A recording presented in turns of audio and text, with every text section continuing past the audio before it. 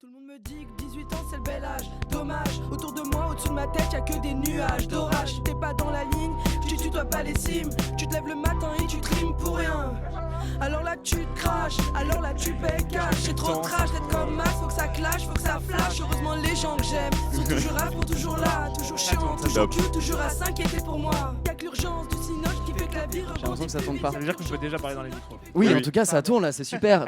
Bonjour, Mickaël, merci d'être avec nous. Merci beaucoup, Mickaël. C'est chouette. Du coup, ça devait être chouette là de présenter ton film du coup pour la première fois à l'équipe. Ouais. Pour la première fois, du coup, Raphaël et d'autres comédiens. Je sais pas s'il y avait d'autres comédiens dans la salle. Non, c'était... Non, on avait fait d'autres séances avant. En fait, on a fait une vingtaine de festivals là. Ok, quelque chose comme ça. Et là, c'était la première fois qu'on le faisait à Paris, donc c'est la première séance parisienne. Et trop dans bien. cette séance parisienne, du coup, il y a les membres de l'équipe qui étaient parisiens qui pouvaient venir. C'était beaucoup plus cool. Trop chouette. Pour eux. Sinon, après, c'était soit sud-ouest, sud-est. Oui, ça va faire toute la France avec toi. Oui, à Angoulême, tout l'étranger ça, et tous les tout, trucs. ouais. Ouais. Là, c'était très cool de pouvoir quasiment tous les avoir. Oui, c'est ça, Ouais. toute l'équipe. Et t'étais déjà venu à Paris Cours de Vent ou tu découvres le festival? C'est la première fois, je découvre le festival. Ah, trop bien. Ouais, j'en avais Chouette. entendu parler évidemment, Oui. mais c'est la première fois que je venais. Trop cool. On va pas redire tout ce que tu as déjà dit un peu pendant dans la le préséance. débat. Le but c'est pas non plus de faire trop de redites, Ouais. mais c'est vrai que le film est complètement dans la lignée de Pollux, ton précédent court-métrage. Ouais.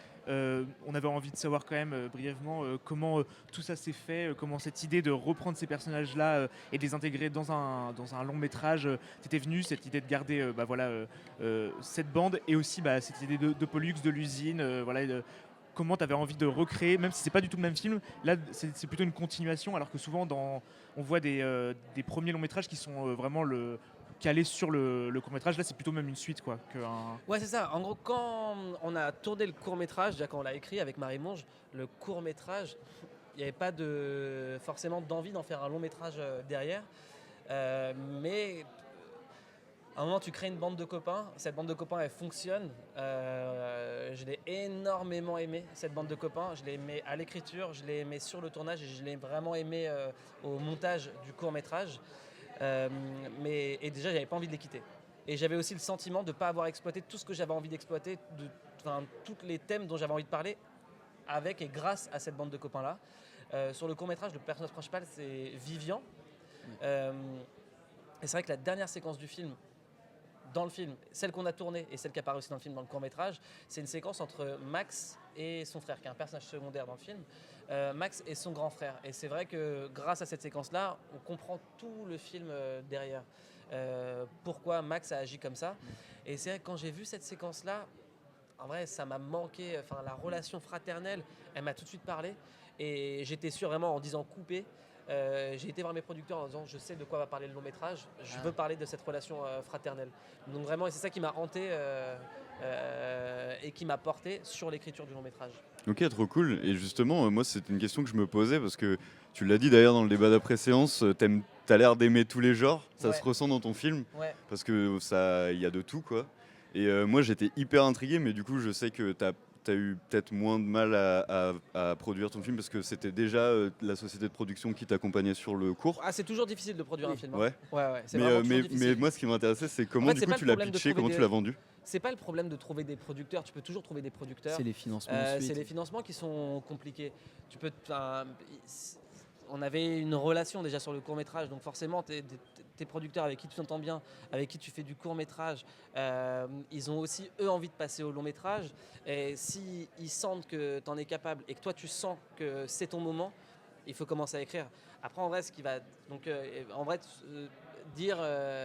produire un long-métrage, signer un long-métrage c'est facile, t'as rien à faire.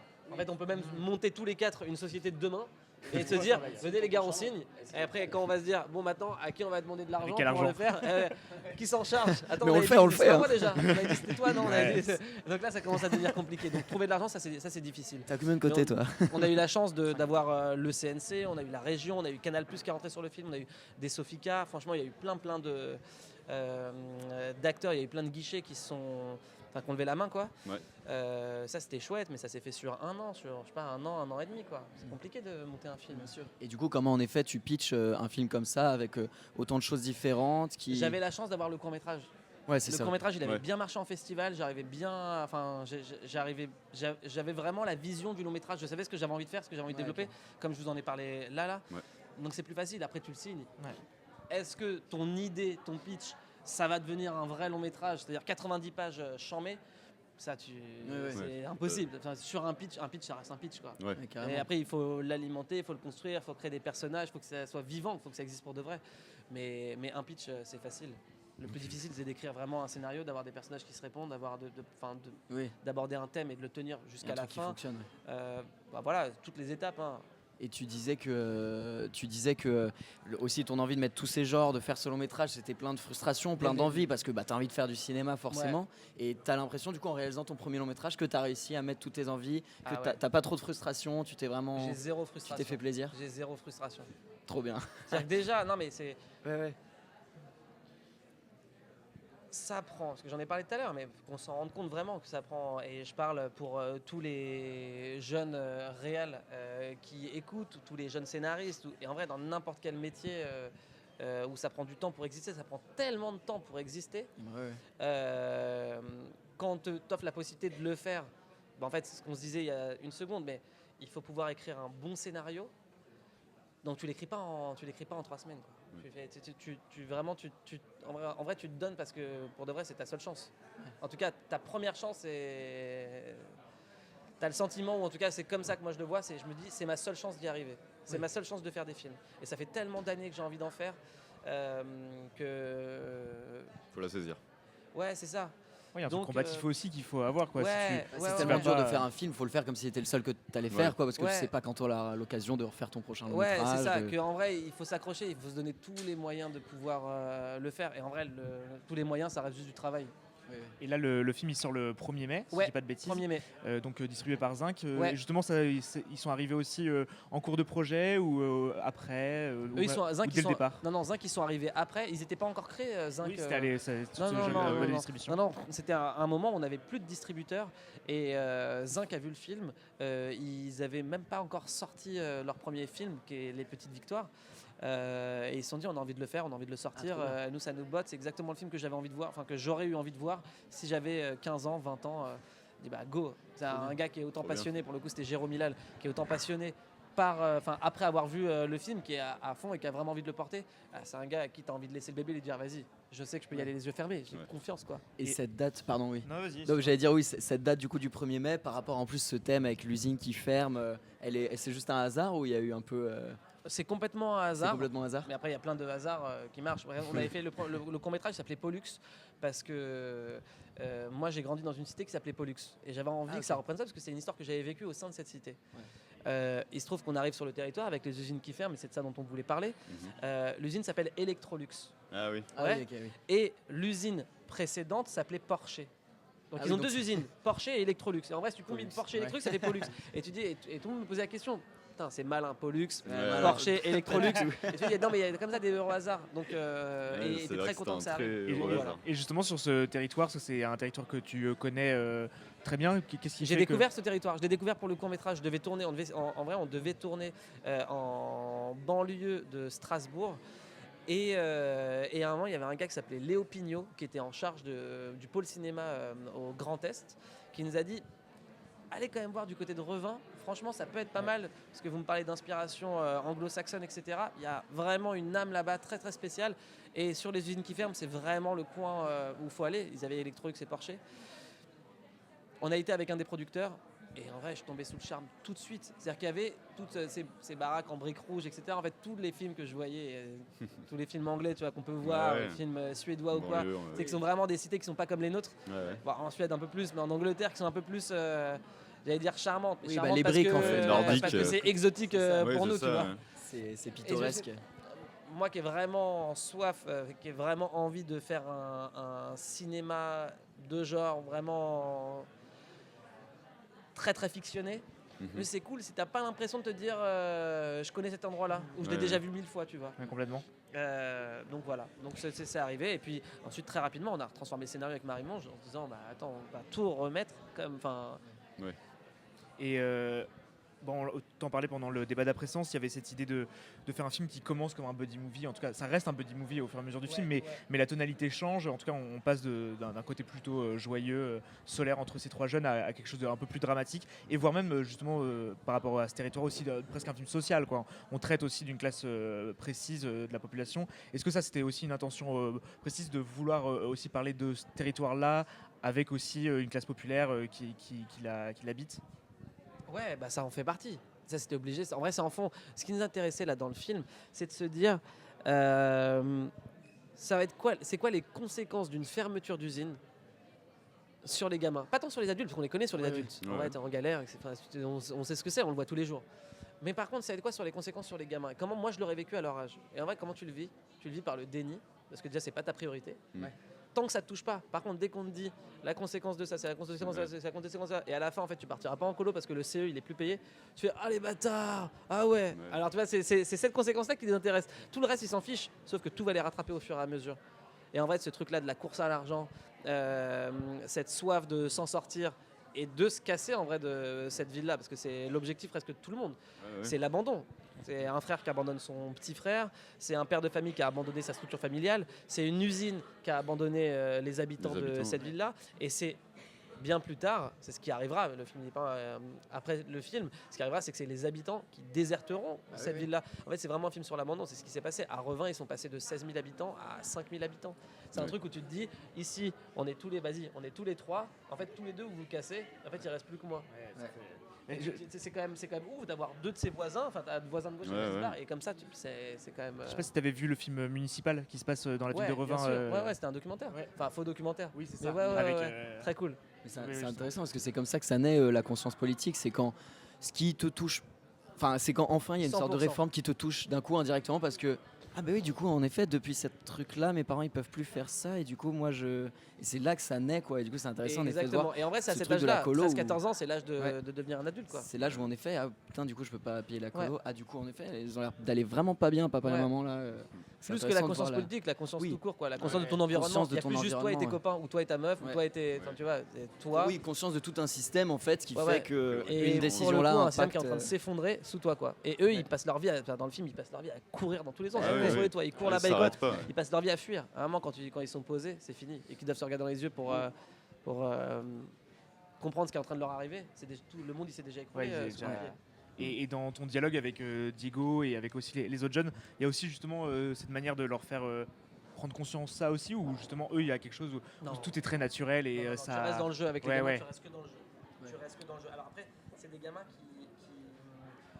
le casting a été fait exclusivement dans le Grand Est. C'est-à-dire c'est des gamins qui connaissent cet environnement-là, qui savent de quoi on parle quand on parle de fermeture d'usine. À part pour Diego, qu'on a casté en Belgique, enfin c'est lui qui a envoyé sa candidature, mais il était en Belgique, mais en Belgique francophone.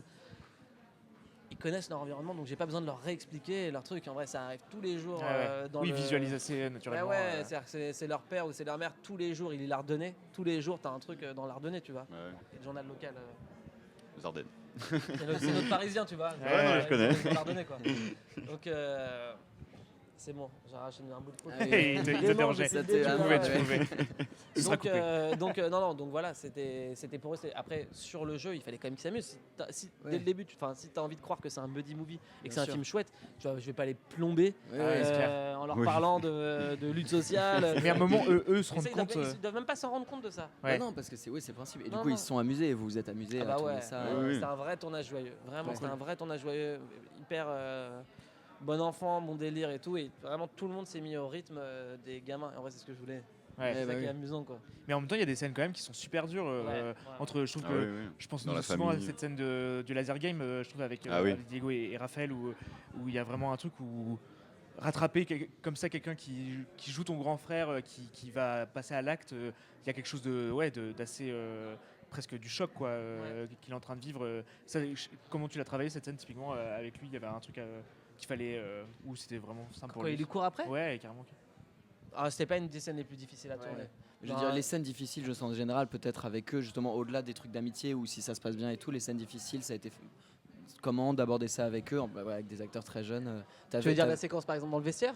Ouais, par oui, exemple, ouais, carrément. La Carrément, séquence ce en genre de ouais. séquence. Est-ce que tu avais aussi des coachs d'enfants, enfin, voilà, enfants, ils sont pas non plus enfants, mais on tu avais avait- des coachs bien et sûr, tout. on Ouais. avait un coach enfant sur le Ah film. oui. Après, moi j'avais déjà Parce que tourné ça, c'est avec des important. ados avant. Il y avait Oui. un coach enfant qui s'appelle Clément, qui est extraordinaire. Ouais, Et en vrai, c'est important, parce ça. que t'as les prises, donc t'es vraiment exclusivement avec les comédiens, mais en fait il y a beaucoup de temps d'attente. Bien sûr. Mais en fait, il faut quelqu'un qui garde les gamins dans la même énergie tout le temps. Parce qu'en Ouais. fait, Bien sûr, sinon- parce que c'est un gamin en vrai. Bah oui, Ouais, Déjà, le nous, tournage, c'est adultes, long, on quoi. discute et 2 secondes après, Bien on se sûr, pose une ouais. question, tu fais attends, tu disais quoi parce que j'étais en train de penser à autre chose. Bah, bien sûr, Mais ouais. c'est ça puissance 1000. Ouais, bah oui. Et en plus, un tournage, c'est long, oui. Ouais, un tournage, tu dois Et attendre. vous savez ce que c'est, un tournage ça dure 9 heures, Ouais. sur les 9 heures tu vas tourner 1 heure en vrai parce qu'il y a de la Ouais. préparation, des trucs, des questions dans tous les sens. Donc et non, et pour le coup pour la séquence, j'avais la chance d'avoir un gars qui est joué par Jean, qui est Tom dans le Ouais. film, qui a une facilité à se connecter, à se déconnecter à son personnage vraiment hallucinante. C'est-à-dire que vraiment après les séquences, il va manger un sandwich, il s'en ouf, fous-toi à poil. Truc. Non, c'est faut couper parce qu'on va croire que c'est moi qui l'ai dit dans la vraie vie. Donc tu disais à tes acteurs de se foutre. Alors, waouh. Vous avez vu On va en le faire un film. TikTok. Je vous jure, Non, il y a mais rien. on sait de quoi vous tu avez parles. vu le film, mais Oui, en oui. gros, tu leur demandes de faire des trucs qui sont vraiment Bah oui. hardcore et qui leur demandent Ça dure. beaucoup.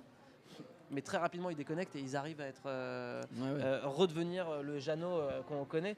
Et je sais même pas s'il a pleine conscience de ce qu'il est en train de faire. Juste, il Bien vit sûr. le moment très très intensément et ça fait le job. Bah, c'est hyper important ça en plus pour un acteur. Et justement, vu qu'ils sont jeunes, c'était leur premier tournage, les trois ou... ouais. Pas les pour trois, Diego. Diego, il avait déjà fait une série à un moment. Ok. Mais pour les deux autres, c'est du casting sauvage. Ouais. Ils Ouais. savaient même pas ce que c'était. Et ils Ouais, ont, nickel. ça leur donne Caméra, envie quoi. de, Ouais, ça leur c'est une donne envie de révélation. continuer, de jouer, Ouais, de. ouais, ça leur donne envie.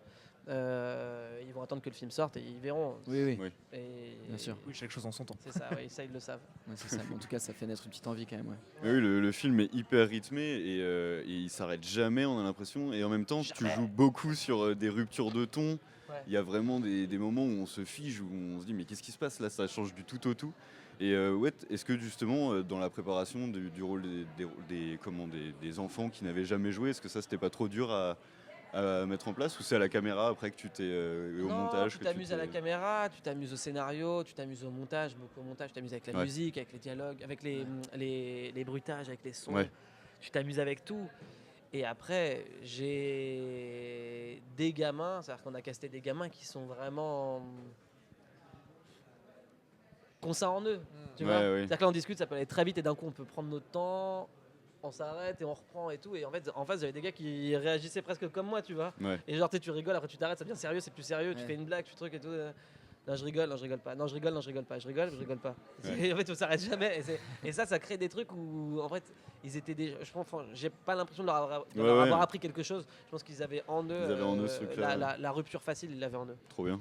Moi, je voulais te demander, il y a une chanson importante dans le film qui ouvre Ouais. quand même et qui clôt le film, Ah oui, la qui- chanson de Love Daniel will find Johnson. you in the end. Ouais, c'est ça. Je vais Yeah. te demander cette chanson. Quand est-ce que tu l'as découverte? Est-ce que tu l'as découverte quand tu étais jeune? Elle t'a marqué? Tu as eu envie de l'utiliser? Ah ouais, depuis C'est- depuis toujours. Depuis Ouais, ouais. toujours. Je suis fou de Johnston c'est- depuis, ouais, ouais. depuis toujours. J'aime tout ce qu'il fait, j'aime tout ce qu'il est. Ouais. Et j'avais vraiment envie, à un moment j'avais même envie de faire un film sur lui. Ah J'avais ouais. vraiment envie qu'il fasse partie du film. Et surtout cette chanson-là qui nous dit que le vrai Ouais. amour, tu le Bah trouveras oui. à la fin. Ouais. C'est dingue cette chanson. Magnifique. Et c'est ce qui se passe, enfin, c'est un truc prémonitoire quoi. Ouais, C'est ouais, c'est ouais. vraiment ce qui va se passer à la fin. Et le vrai amour, tu le trouves chez tes potes. Ouais, c'est presque un flash Max forward. pensait qu'il allait le trouver chez son frère. Ouais. Mm. Ouais, je me dis, c'est ce genre de musique où tu l'écoutes un jour et toi, il faut. Ouais. Enfin, C'est ça. en fait, il y a C'est tellement que un ça. univers Trop dans ce genre de puissant, chanson ouais. que tu Ouais, mets c'est et toi, j'ai envie de. Et puis c'est un adulte qui se prend pour un gamin, Oui. pas qu'il Ouais, reste ouais. un gamin En plus, éternel, bah oui, Johnson. Enfin, il y a clairement, un ouais. truc Il y a un dans truc son un histoire peu. Ouais. qui est un peu fébrile. Ouais. Et j'avais aussi tout de suite envie de mettre une chanson américaine. Ouais. Ouais. Les gars, moi je triche pas. Je mens pas, j'ai vraiment beaucoup d'inspiration américaine. Ouais, bien Et le sûr. film que vous allez voir, on s'est Ouais. amusé Ouais, ouais. là-dessus et on veut vous faire croire que c'est vraiment un film indépendant Ouais, qui a ces codes-là, quoi. trop bien. Donc voilà, et que ce soit les codes, que ce soit dans la comédie, avec tu sais, quand ils sont dans la salle avec la principale où le son il monte, Ouais, Ouais. et il la coupe tout de suite. Il y a des trucs vraiment très américains. J'étais en t'amuses, quoi. taquet. Ouais, La ouais, meilleure prof carrément. d'anglais, par contre, de faire écouter ça à ses élèves. c'est clair. C'est On a pas génial. tous tout ça. On s'est dit pareil. Et justement, je sais pas si c'est ce que tu allais demander. J'avais pas- ouais. Mais c'est vrai que tu parlais aussi de pas mal de références que t'as eu. Tu parlais de Stand By Me, etc. Il y a quelqu'un qui fait un coucou. Non, juste là. Il est pas aussi loin que Ouais, ouais. ça. Ah est oui, aussi- ok, il est là. il est juste aussi loin Bonjour, que ça. bonjour. Et toutes ces références, c'est aussi des choses que tu cultives depuis des années. Ouais. Cette année, c'est les 18 ans du festival. Et on a un peu une question de est-ce que tu te souviens Vas-y. d'où tu étais à tes 18 ans, dans cette envie de tes faire du envies de cinéma, cinéma. Quel mois? Je peux te dire vraiment à Vas-y. quel mois j'étais où hein. Tu veux savoir quoi? je veux savoir. envie de cinéma. Oui, dans le Wow. cinéma. Février, là, Alors, dès tes j'arrive, 18 je vais ans. dire la vérité. J'ai 18 ans en été moi. Ah, on peut juger. C'est Aikido, On fait un vraiment mon ami d'enfance avec qui Trop on avait bien. vécu cette histoire trop à stylé, l'époque. incroyable. Tu peux venir. J'ai 18 ans. Je me rappelle très bien où je suis. Ouais. J'ai 18 ans, je suis en terminale. Je redouble pour la deuxième fois. Ok. La même classe. Non, j'ai redouble la seconde et je redouble la terminale. C'est-à-dire que 2 fois d'affilée, j'ai vu mes potes de classe partir dans la classe ouais, supérieure au supérieur, et je ouais. me retrouve vraiment avec des enfants dans ma classe. Ouais. 2 ans d'écart, c'est ce que c'est à 18 ans. Ah ouais, Ouais. 18 ans. C'est-à-dire que les gamins, ils ont même vraiment 4 16 ans ans dans ma d'écart, ce que classe. ça fait. Donc à 18 ans, et ils vont avoir leur bac à 17 ans, quand moi je vais l'avoir à 19 ans. Heureusement, je suis né en fin d'année. Et ouais, il connaît. Je l'ai eu à Donc- 21 ans. Je me retrouve à 21 ans le bac. Wow. Ah mais t'étais en NF. Non, T'étais en classe pour j'étais francophone. en galère. Ah ouais. et attends, ça en coupe aussi. Attends. on va pas faire- Ah non, moi, je me livre, et pas de non, soucis. non. Et donc vraiment, je suis dans un truc où je vais plus à l'école parce que vraiment, ça me passionne plombe. plus du tout et j'ai presque honte d'y aller. Ouais. Sauf que je peux pas me payer d'école de cinéma parce que ça Ouais. coûte genre 6 000 balles Mais par tu mois. veux déjà en faire du Ah, cinéma. c'est sûr que je vais Ouais, faire du cinéma. c'est sûr. Et je sais pas par contre, je connais personne, donc je sais pas du tout par quel moyen je vais le faire. Et le seul moyen que j'ai à m'apporter, c'est l'université. Donc c'est la fac. Ouais. Et donc du coup, je dois passer le bac pour aller à l'université. Ouais. Et donc du coup, je dois mettre un coup de pied au cul, mais 3 semaines avant, pour pouvoir passer. Et donc j'ai le bac, je l'ai au rattrapage. Je me rappelle, j'ai 8,8 de moyenne. Et je dois le passer au rattrapage. Et vraiment, je supplie les gens au truc. Il me faut S'il te plaît, vraiment. s'il te plaît, mon ouais, ref. s'il te plaît, il faut que je passe parce que en fait, je vais pas retourner. Je vais pas faire une 3e non, année. non, Ouais, bien sûr. Ça y est, j'ai 40 ans. Donc je me rappelle, c'est vraiment, je suis dans un état où je suis dans le wild Ouais.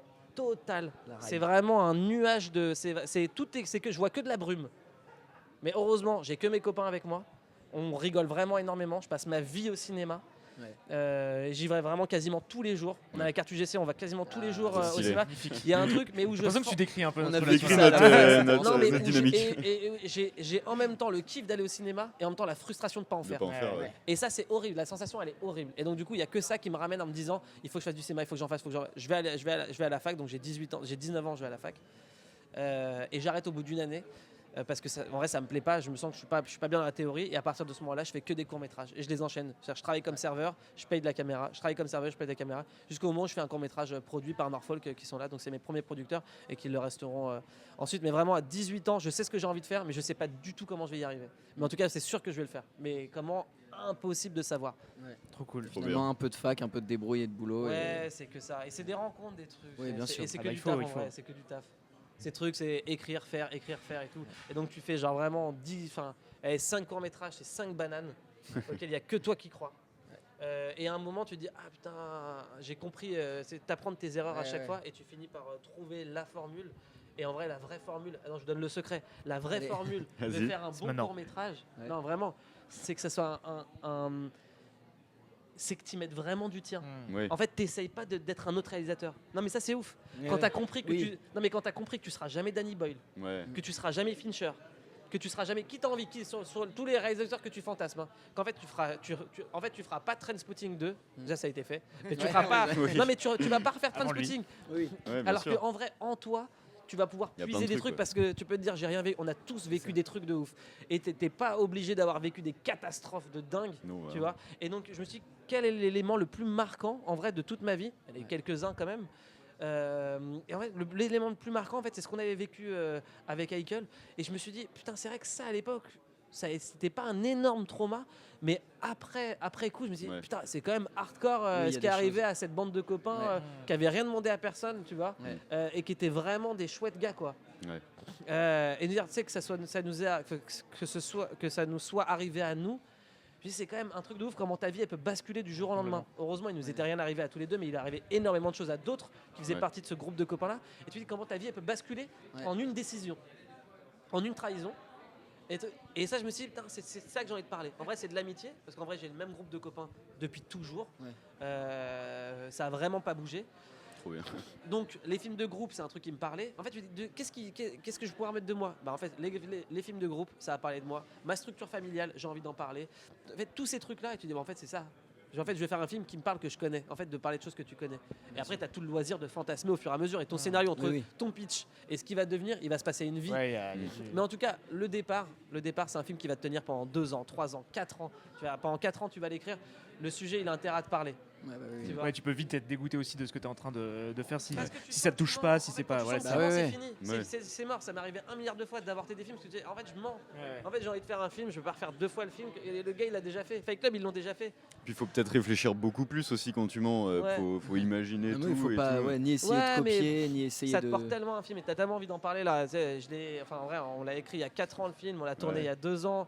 Là, on en parle encore maintenant et je suis vraiment passionné d'en parler parce que ça me parle vraiment. Il faut vraiment que le sujet il te parle quoi, et le faire comme si c'était le dernier. Trop bien. Et tu as des projets là pour la suite après je suis en train d'écrire mon prochain long là depuis quelques mois déjà et une série aussi. Incroyable, trop bien.